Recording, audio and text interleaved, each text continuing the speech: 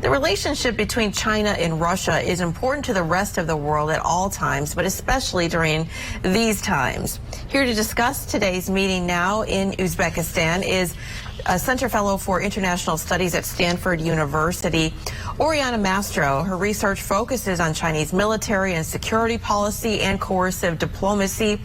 Thank you so much for being here tonight. We appreciate it. We do want to talk about just what you see as the key elements from today's meeting between President Xi of China and Russian President Putin. Well, I think from the readout, China got exactly what they wanted. So it's clear that the Chinese president, Xi Jinping, got to express his concerns over the war in Ukraine. It's not a good look on China, right? Of course, they haven't come out and condemned Russia, but they also don't like that relatively shortly after they said, that they had no limits to their partnership with Russia, that Russia went and invaded Ukraine.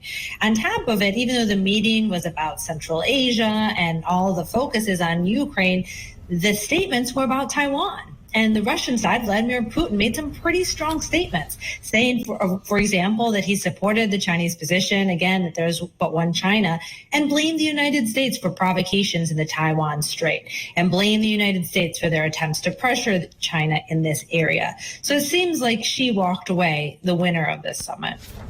Yeah, I mean, you talked about the mention of Taiwan, Nancy Pelosi's visit to Taiwan, in a clear effort to gain favor with President Xi, that was brought up. So how do you think China views a comment like that after Russia has suffered a series of setbacks in Ukraine?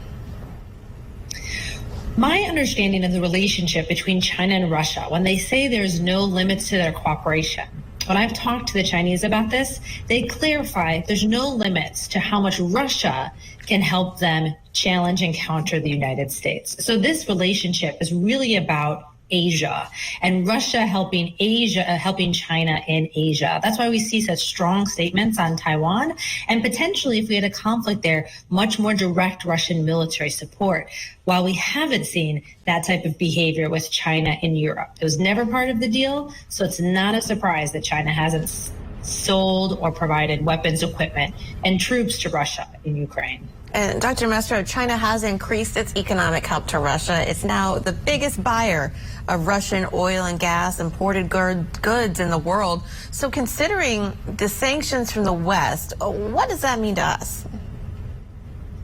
Absolutely right. China's trade with Russia has gone up 35% in the past year. Most of this is because they are buying that oil and gas.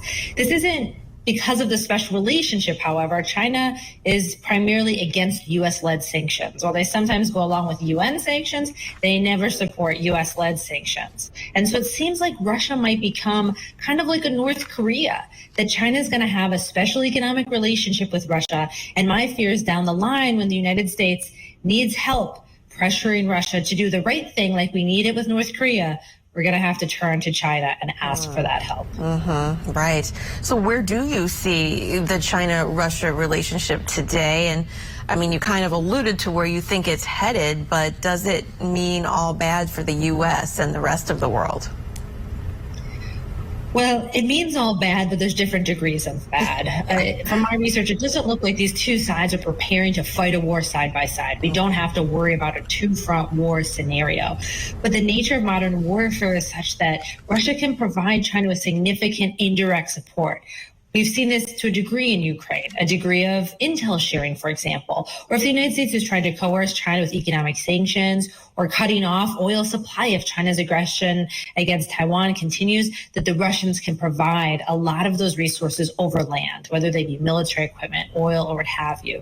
So it makes U.S. options, whether it's to convince China not to use force, to convince China to stop using force, those options become a lot more difficult and a lot more escalatory if the Russians are involved. I think it's telling that right before the meeting, the navies of these two countries conducted a joint patrol together.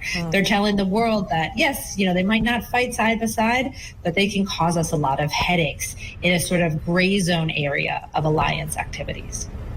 Thank you so much, Stanford University fellow Dr. Oriana Mastro, for your insight. Critical relationship there tonight. We appreciate it.